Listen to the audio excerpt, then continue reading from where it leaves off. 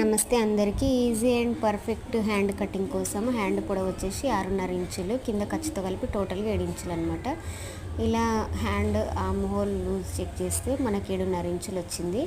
ఇలా 7.5 ఇంచులకి ఈ 3 ఇంచుల లైన్ పైన మార్క్ చేసి హ్యాండ్ లూజ్ వచ్చేసి 5.5, 7.5 పాయింట్, 5.5 పాయింట్ ఇలా లైన్ మార్క్ చేసుకొని 2 ఇంచెస్ ఎక్స్ట్రా మార్జిన్ యాడ్ చేసుకొని పైన వచ్చేసి 1 ఇంచుకి ఒక మార్క్, 1/2 ఇంచుకి ఒక మార్క్ చేసుకోవాలి. ఈ 1 ఇంచు మార్క్ కాడ నుంచి 7.5 ఇంచుల పాయింట్కి కరువు గీసుకొని మళ్ళీ స్కేల్ ఉల్టా తిప్పి ఈ 2 ఇంచెస్ మార్జిన్ వరకు మళ్ళీ కరువు గీసుకొని ఇలా హ్యాండ్ అనేది కట్ చేసుకోవాలి.